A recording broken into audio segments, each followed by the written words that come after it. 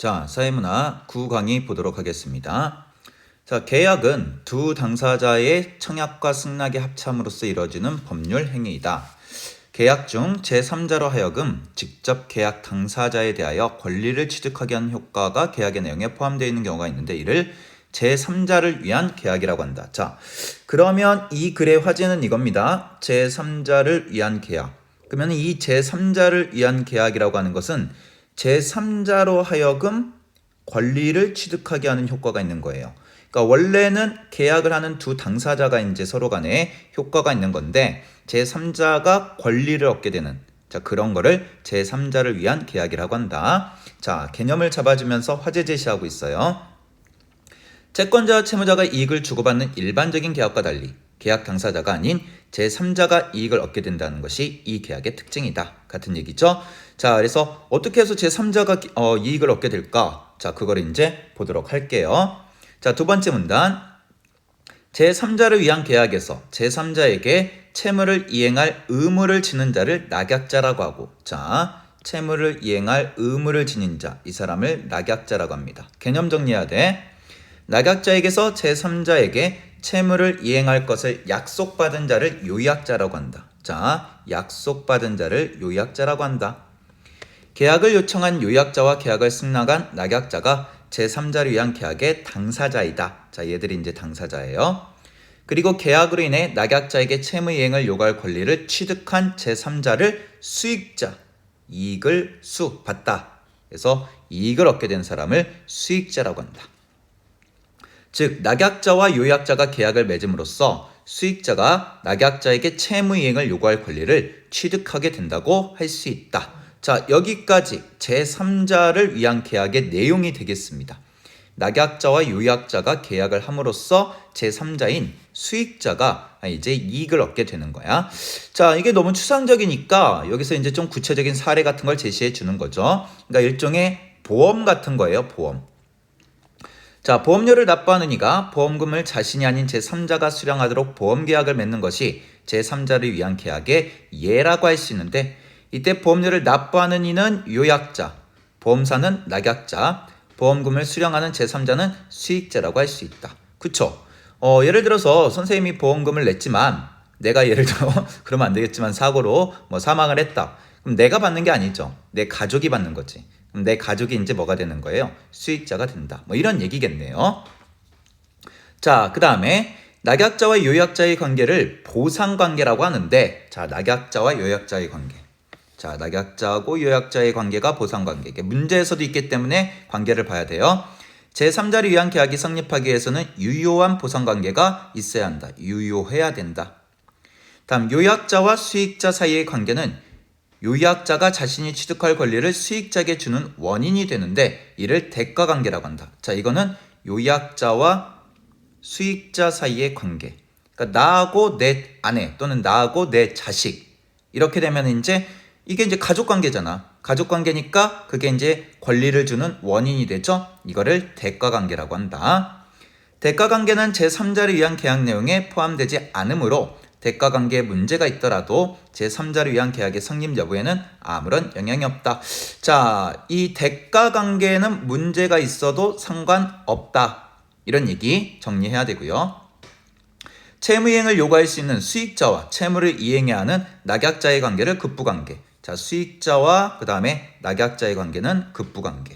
자, 이렇게 세 가지 관계가 있습니다. 보상관계, 대가관계, 급부관계. 이는 보상관계의 법적 효력에 의존한다. 법적 효력이 있어야 된다. 즉 보상관계가 무효가 되면 급부관계는 자연스럽게 소멸된다. 그러니까 처음 계약 자체가 무효가 돼서는 안 된다라는 거겠죠. 자, 이 정도 내용. 자, 여기까지가 이제 제3자를 위한 계약의 내용이 되겠습니다. 그래서 이제 어떤 사람들이냐? 낙약자, 요약자, 수익자.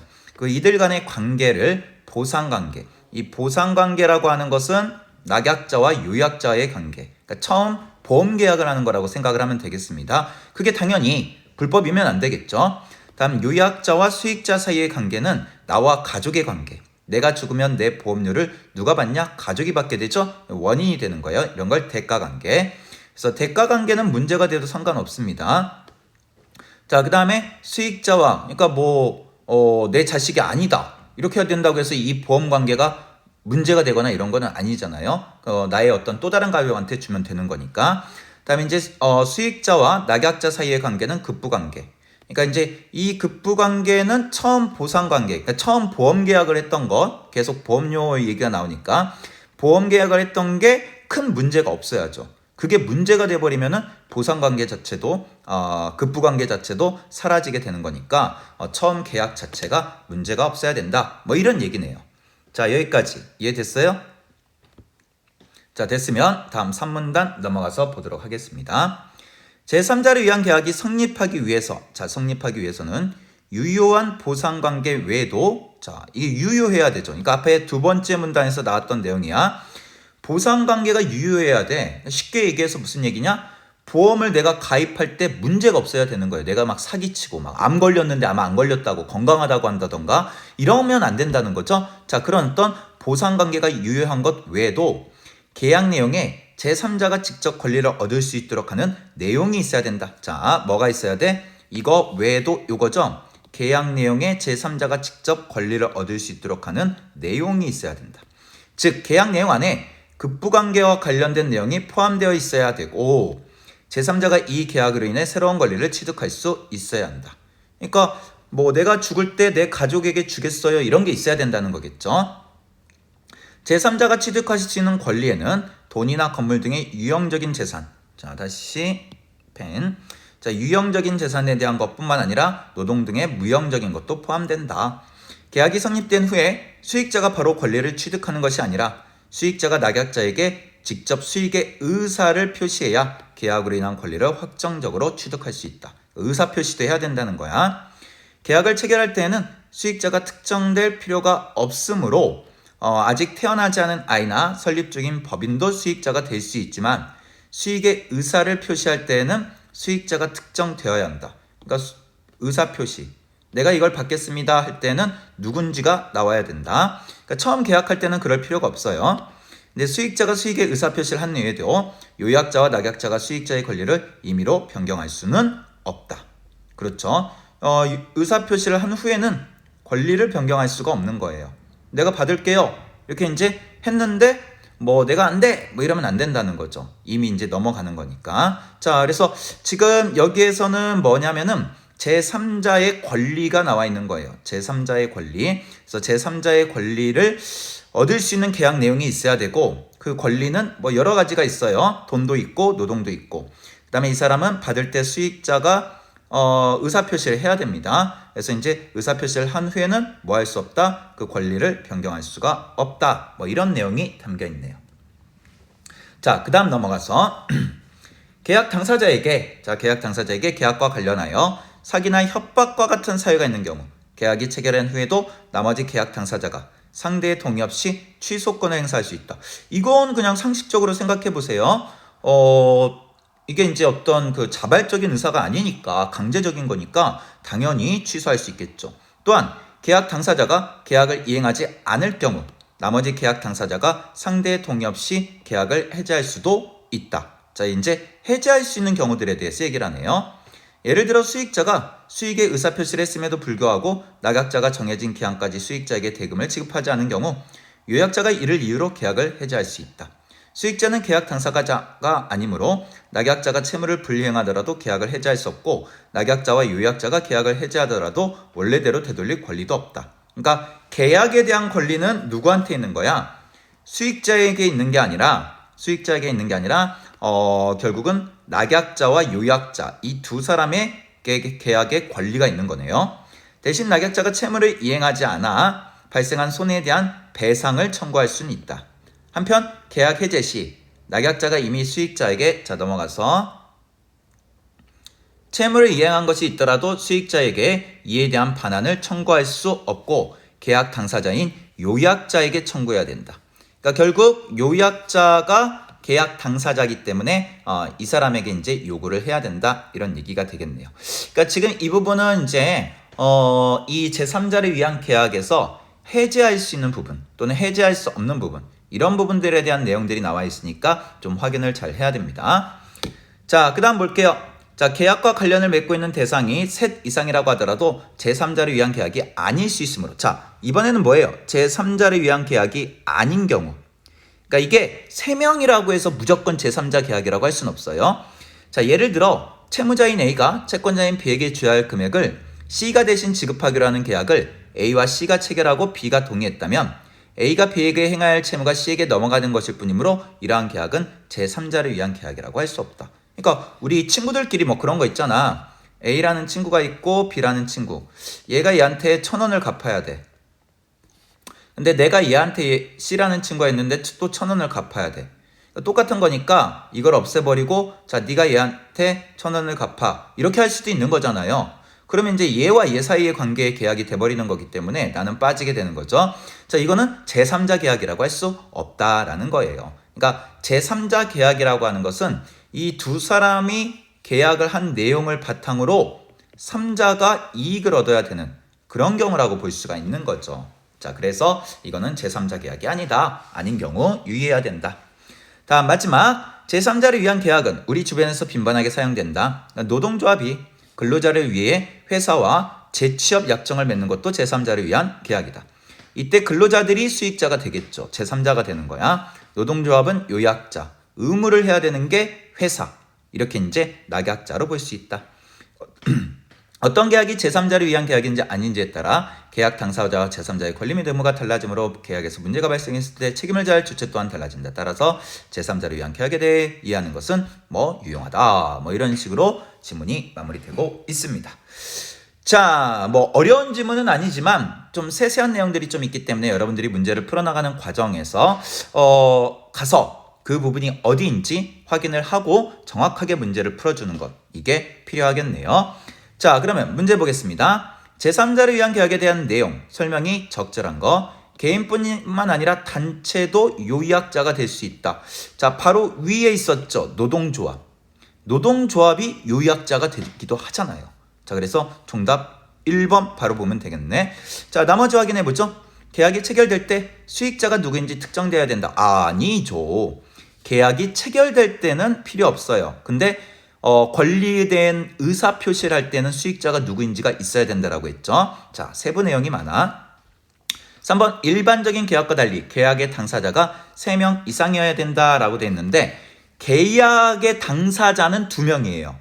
자, 두 번째 문단을 보면은 계약의 당사자는 누구하고 누구? 요약자하고 그 다음에 낙약자. 이 두 사람이고 이 두 사람의 계약 내용이 제3자에게 이익을 간다라는 거지. 그래서 3명이어야 된다. 꼭. 계약 당사자가 그건 아니라는 거예요. 좀 많이 틀릴 수 있어. 4번 계약 당사자들의 청약과 승낙이 합치되지 않아도 계약이라고 하는 것은 뭐 해야 돼? 청약과 승낙이 합치되어야 합니다. 근데 합치되지 않으면 안 되죠. 그래서 4번 안 되고 수익자가 취득할 권리는 형태를 가진 재산에 관련된 거 아니지 무형도 있다고 했잖아. 이거는 쉽게 확인이 됩니다. 정답 1번 되겠네요. 자, 2번. 자, A의 이유로 적절한 것은 이렇게 되어 있습니다. 자, 지금 A는 위에 나와 있어요. 이러한 계약은 제3자를 위한 계약이라고 할 수 없다. 그러면 제3자에 대한 계약은 어떤 거야?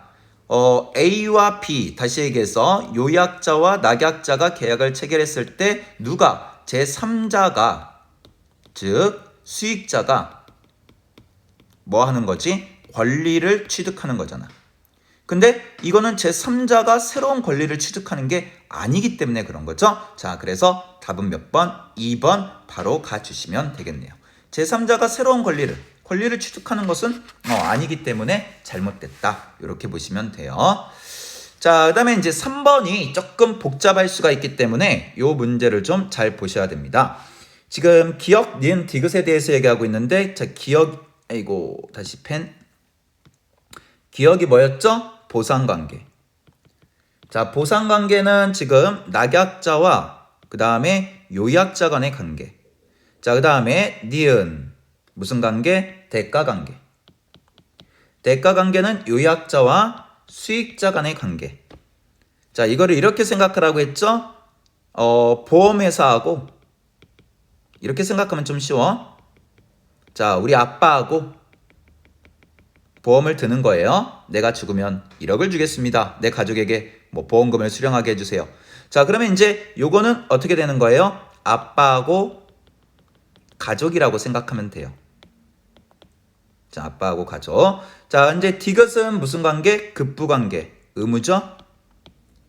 자, 그래서 이제 낙약자하고 수익자 간의 관계.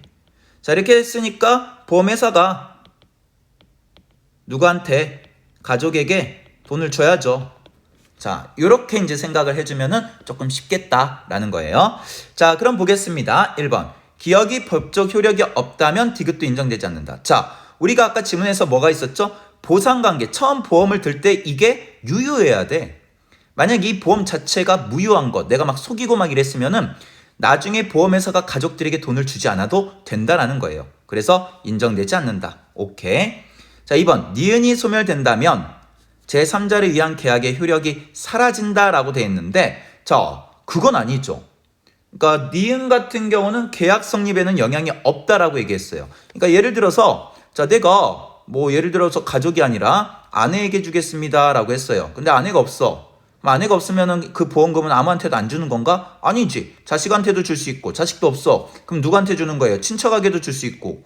이런 거잖아. 그러니까 계약의 효력이 사라지는 것은 아닙니다. 2번은 틀렸네요. 자, 3번. 제3자를 위한 계약에는 디귿에 대한 내용이 담겨 있어야 된다. 내용에는 누가 받을 것인가를 담아야 되겠죠? 아내, 자식 뭐 이런 게 있어야 돼요.